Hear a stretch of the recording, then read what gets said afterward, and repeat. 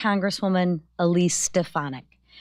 Her work ethic and commitment will help us deliver President Trump's agenda and the American people's agenda.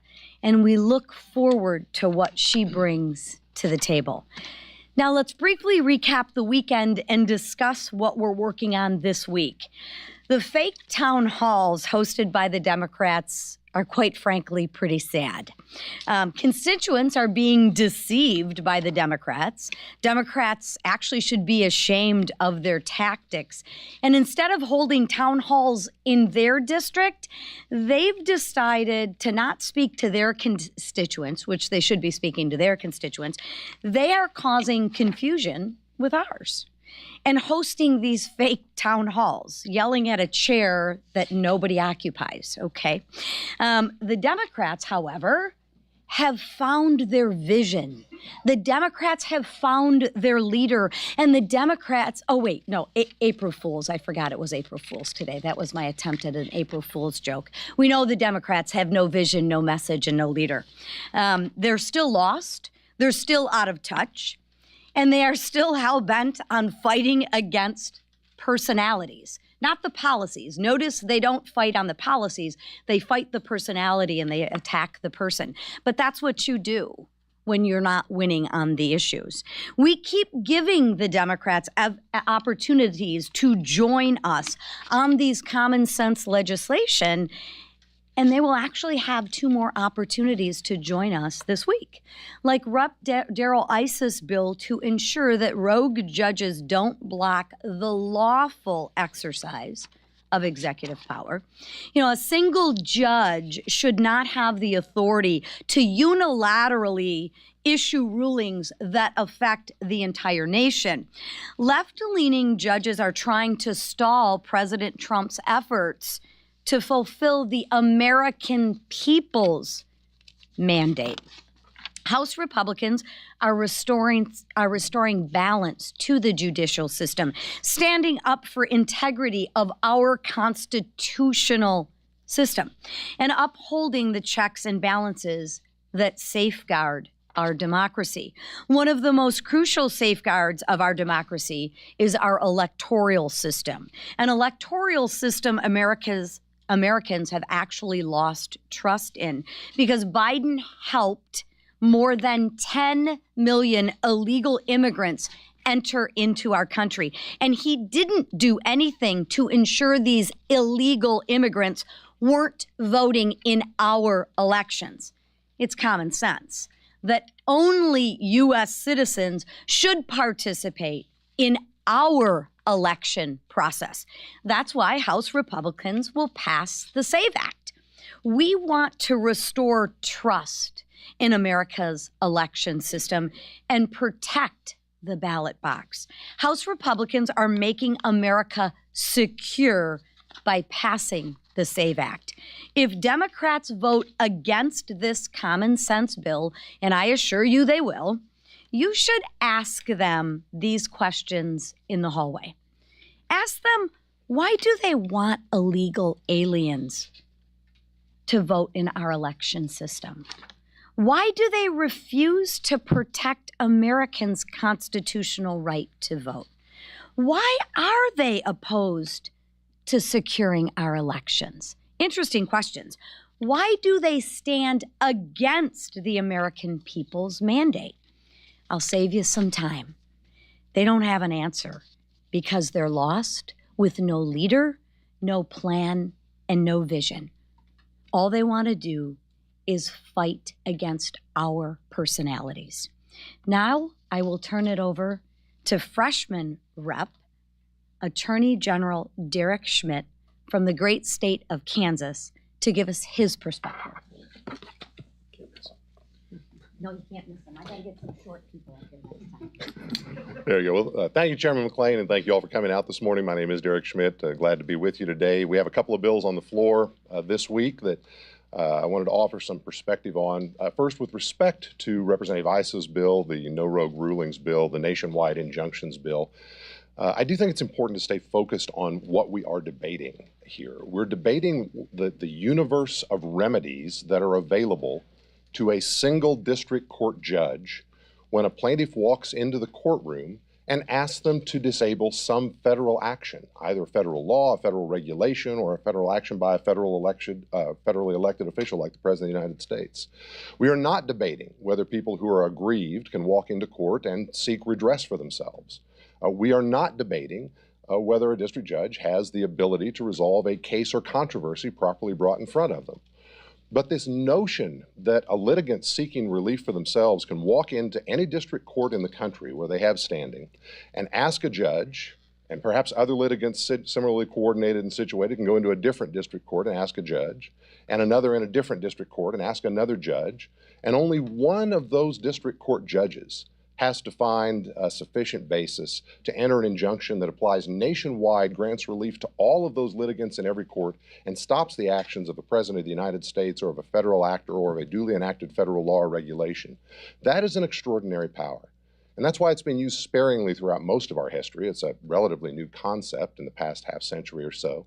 I think the second Bush administration faced about half a dozen of those. The numbers vary a little because the definitions vary a little, but Harvard suggests half a dozen. There were 12 in the Obama administration. There were something like 70 in the first Trump administration. It dropped down to 14 under Biden, and now we've had at least 15 so far in the first 2 months of this Trump administration. It is an extraordinary remedy that is being abused. And so it's time for Congress to step in if the courts won't do it and restore balance so that this rare tool is in fact used rarely. And that's exactly what this bill does. With respect to the SAVE Act, which also will be on the floor this week, I have some experience, perhaps a bit unique.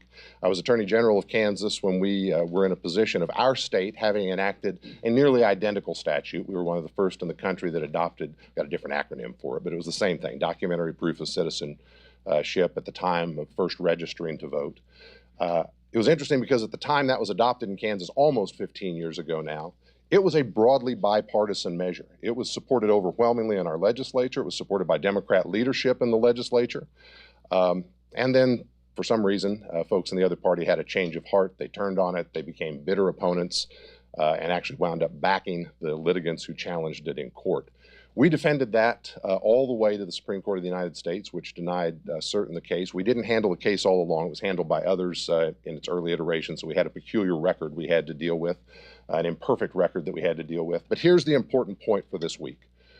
What the court said is that federal law preempted the state from requiring proof, documentary proof, more than just somebody's word on an affidavit, that they are a citizen lawfully qualified to vote. Just once, not every time, just once at the time you show up to first register. We have the ability to fix that federal law by withdrawing the preemption. That is what this bill does, and actually replaces it with a requirement. Look, it really is this simple. This is about enforcing the law that is already on the books that prohibits non-citizens from voting, particularly in federal elections.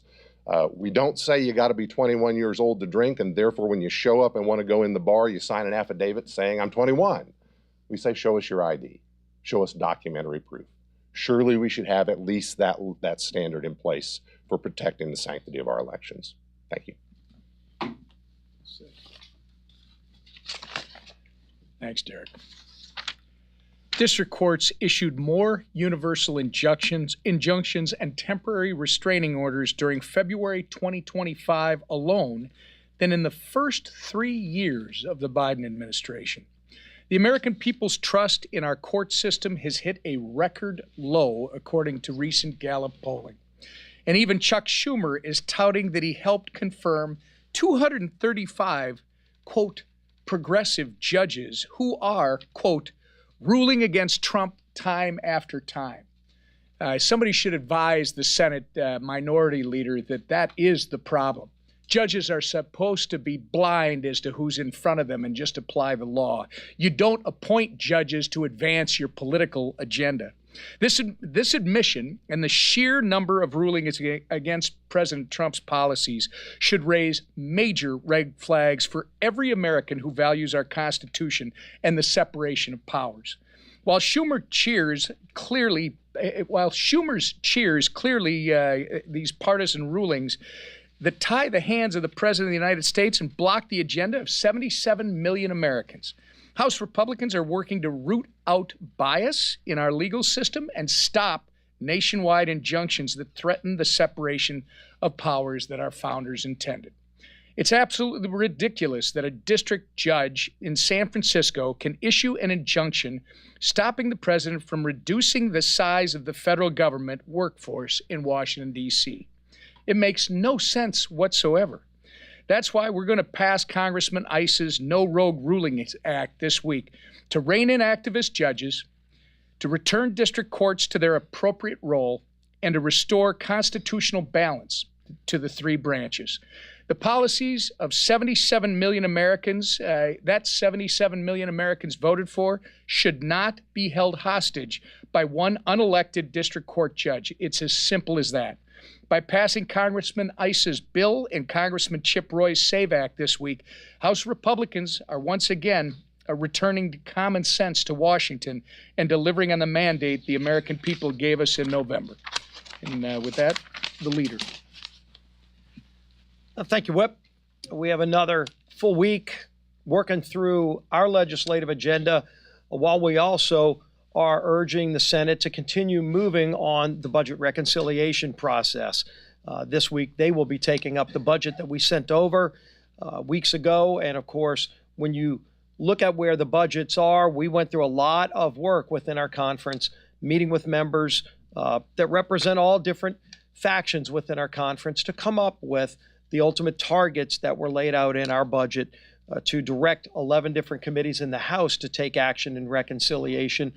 The Senate needs to go through that same process. They've got similar dynamics in the Senate. They've got fiscal hawks, moderates, the same kind of issues that they're going to have to resolve. But ultimately, it's only when the House and Senate come together are we going to be able to deliver that big package for President Trump to get this economy back on track for the American people. And ultimately, that's who we're fighting for. We're fighting for those hardworking families who have been struggling too long under the weight of the failed far-left policies of President Biden that are still lingering. The Democrats, when they were in charge, when they added trillions in spending, inflation, interest rates, all the things that are still crushing families, we are finally starting to address those things one at a time. And it's taken time, but we're 2 months in, and you could already see the progress. But there's a lot more work to do. And so we're not slowing down in our majority. We're not slowing down with the bills we're bringing. Of course, this week, the No Rogue Judges Act, and I think it's been laid out really well, the abuses that we've been seeing with some of these district court judges that just feel their role is to try to stop the duly elected president of the United States and Donald Trump because they disagree with his policies, as opposed to carrying out their duty to interpret the Constitution and the laws of this country. And if they're going to overstep their boundaries, should they be able to have literally at a district level an ability to change the law for the entire country, when ultimately the U.S. Supreme Court's going to have to decide many of these big issues. But we're taking that up. We're also, of course, going to continue to fight for the integrity of the vote to make sure that people that have come here illegally by the millions cannot register and vote, and that there will be actual safeguards and consequences for people who come to this country and vote illegally. So we're going to bring that bill again, give everybody an opportunity to state their position on that as well. But as you look at reconciliation, one of the things we're looking to do is to finally start to root out waste, fraud, and abuse in government spending. Obviously, the mandatory spending side is what we look at heavily on the reconciliation side, but we've been working closely with the President's Doge Commission. And for anybody who didn't see it, I thought it was a very refreshing exercise to watch Elon Musk and all the other leaders of Doge come together and do, in essence, a town hall meeting, talking about the methods, the methodology, and the sophistication that is being used to root out waste, fraud, and abuse in government spending. You know, when people fill out their taxes in just 2 weeks, you know, there's a lot of anger and frustration when people send their money into Washington, and they wonder when they hear these stories of, you know, the billions of dollars in wasteful programs. These aren't just anecdotes. As Elon and the Doge Commission members have been finding out, it's rampant throughout every agency in federal government, whether it's just inefficiencies, which is bad enough, or flat out fraud, abuse, and corruption. They're identifying billions and hundreds of billions of dollars in waste that can and should be rooted out, because every dollar of waste here in Washington, number one, is deficit spending that we would not be adding to our deficit, but it's money that can be reinvested to make programs work the way they were intended by Congress and by the president. And so to see how serious they take these jobs, and many of these people are very accomplished in their own rights, people that have their own careers and are stepping aside and doing this work to make government work better for all the people of this country. I was very encouraged by it. I wish everybody in the country saw it, because when you watch how the left is trying to demonize not the waste in government, I wish the left was as fervent at going after waste in government as they're going after the people that are trying to root out the waste in government. Elon's giving up a lot to do this. As an individual, you see the personal attacks, death threats that are being made against him. That's real, and it's disgusting and disgraceful. But it also shows he must clearly be touching on something to the core. How much waste is out there that somebody would threaten his life because he's trying to find out and root out that waste? So we're going to continue working with DOGE to root out the waste, lock as much of it into law as possible. If we can fit it in a budget reconciliation, we surely will. If it's going to come later in a rescissions package, then we're going to do it as best as we can to achieve those real savings for the taxpayers of this country who are counting on. Just give you a little more info, and then we'll take questions. I want to thank our great colleague from Kansas, former Attorney General. He knows that of which he speaks, and Congressman Schmitt gives great voice to this. We're talking about this problem of rogue rulings, and the Democrats, our colleagues here, they talk all about this so-called constitutional crisis that they see around every tree. They don't like President Trump's policies, and so that's their catchphrase they use for everything. But there really is a constitutional crisis that's developing. It's not the one that the Democrats claim, though. Listen to these numbers, and we've shared them before. 67% of all injunctions issued by district court judges against a president since the year 2000 were issued against one man, and his name's President Donald J. Trump. 92% of those injunctions against the president were issued by Democrat-appointed judges.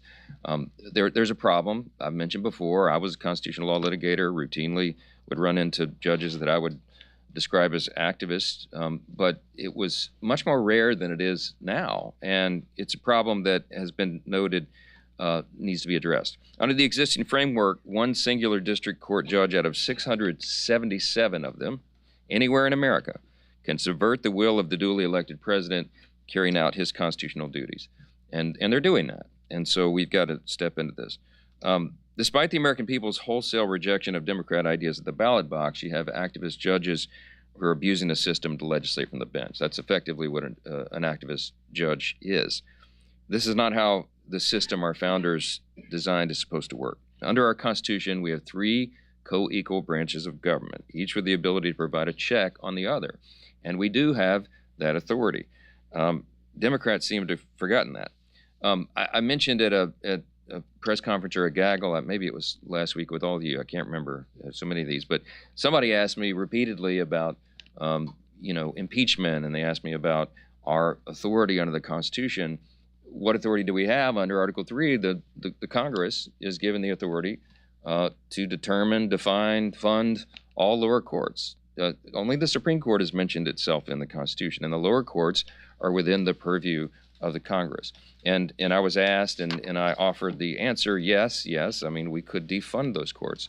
I wasn't saying, let me clarify, I wasn't saying that we're doing that. I was trying to describe what the Constitution says. Go read it for yourselves. We have broad scope. We have all authority over the lower courts, okay? We're not defunding courts, and we're not doing anything other than limiting in this legislation the ability of a judge to issue a nationwide injunction, because that is the problem that has gotten totally out of control. And we need this check on the judiciary, and I think we're going to prove that on the floor. One activist judge should not issue a nationwide injunction against the president's policies, and these district courts have to stay within their constitutional bounds. The next act we talked about that'll be on the floor is the SAVE Act, and we've been here and done this, but we have to do it again because we never got it through the Senate last time. But this is the second time in less than a year congressional Democrats will have the opportunity to do something that 87% of the American people demand that Congress does. Only U.S. citizens should decide U.S. elections. It is in federal law, but it is not always enforced, and you need further enforcement. Why? Because we have to make sure that the law is complied with, and this will require a reasonable measure of having an ID to prove your citizenship. It's Democrats say it's already illegal to vote as a citizen, but that doesn't mean that you don't need further enforcement. We don't rely on the integrity of teenagers trying to purchase a six-pack at the liquor store, right? We require them to provide ID to prove they're old enough to make that purchase. We require ID for almost everything in society, and almost everybody has one. And we're just saying that this is a very simple common sense measure. States are barred from even asking to verify citizenship status or on voter registration forms currently. So we have to fix that. And the states can't just rely on the integrity of the registrant. We need a safeguard in the system. So the SAVE Act closes that massive loophole. It codifies President Trump's executive action to secure our voter registration process, and it protects the voices of American voters. If we don't have free and fair and safe and secure elections, then we have nothing in a republic. And so that's where we're moving forward, and we'll see where the Democrats stand on it. I'll take questions. Yes. President Trump this week in an interview with my colleague Christine Walker said that when he repeatedly brings up the idea of running for a third term, that he is not joking. You are a constitutional law expert. Is there a legal constitutional path for him to seek a third term, and would you support him if he went down that road? Well, I just told everybody to read the Constitution. There's a constitutional path. You have to amend the Constitution to do it, and that's a high bar. You know, the president and I have talked about this, joked about it. He's joked about it with me on stage before. You know, we take him at his word. I understand why so many Americans do wish that he could run for a third term, because he's accomplishing so much in this first 100 days that they wish it could go on for much longer. But I think he recognizes the constitutional limitations, and I'm not sure that there's a move about to amend the Constitution. Yeah. Mr. Johnson, do you think that the president should move forward tomorrow with tariffs? He's made very clear that he's doing this in the executive branch under his executive authority, and it doesn't involve Congress in that way. Look, you have to trust the president's instincts on the economy, okay? And why? This isn't blind faith. Remember what he accomplished in the first administration. Before COVID, we had the greatest economy in the history of the world, not the U.S., the whole world. Every demographic was doing better because we cut taxes, we cut regulations, and we made a better economic environment for everybody to succeed. And he is going about that same plan to bring that about, and tariffs is a component of that. And we'll see how it all develops. I mean, the reciprocal tariff policy is one that makes a lot of common sense. I mean, you look at the trade disparity between many nations, and much of this began after World War II, and the rationale apparently was, well, we need to rebuild Europe, and America emerges as the great superpower, so we should have this imbalance. It's fair. It's, you know, this is what we need. Well, that carried on for generations, and we're well beyond World War II now, and this is a different world. It's a much more integrated, complex economy, and the president's absolutely right when he says that we have to think about America's interest first, because if we don't, we're not going to maintain our status as the great superpower. And when he says, let's have free trade and fair trade, I think the reciprocal tariff policy makes sense. If somebody has 100+% tariff on imports of U.S. goods, and we have virtually nothing, why don't we settle that balance?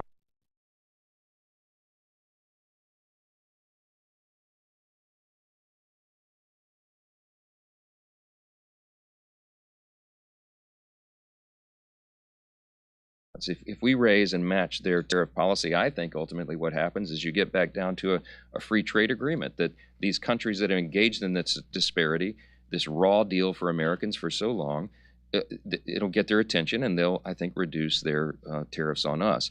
Then you get back to a free and fair trade situation. So, look, we'll see what happens. I think it's going to go forward, and it may be rocky in the beginning, but I think that this will make sense for Americans, and it will help all Americans. So, yes, Scott. Thank you, Mr. Speaker.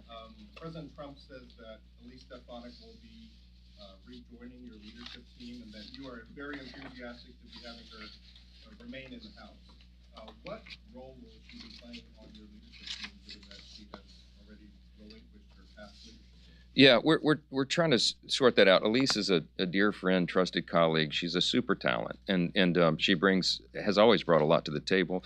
And she stepped down from her conference chair role, and on her important committee assignments, she was in line to have a gavel on some of those. And the circumstances changed. So recognizing her talent, I said I would love to invite her back immediately to the leadership table. All the leadership posts are filled at the moment, so we're trying to figure out some creative role for Elise to play, because I think that helps the whole body. I think it helps our conference, and it puts her in a position where she can be of her highest and best use. Scott, as you know, every single day as Speaker, what I try to do is make sure all of our members are of their highest and best use. We try to match skill sets with positions, and it's an imperfect thing, but we work through it. And what happened with Elise is we're dealing with, and we're going to make her a very valuable and important member of this conference, as she always has been. And I'm excited about that. I am. I'm glad to have her remain with us. So, last question, very back. On the topic of activist judges, does the legislation touch on using artificial intelligence at all in this regard? And, semantic analysis of artificial intelligence is very high. And, is it theoretically possible to be able to use AI in a judiciary capacity? Wow. I think they're going to replace all the lawyers before they do the judges, and I'm worried about that. I'm a recovering attorney myself. I don't know. That's a great question. They say AI is going to change everything. I certainly hope that we don't have AI determining the outcome of cases, though. I think you got to rely on the system and rely on human judgment for these things. But we'll see. That's a brave new world question. I don't have the answer yet. Thank y'all so much. Appreciate it.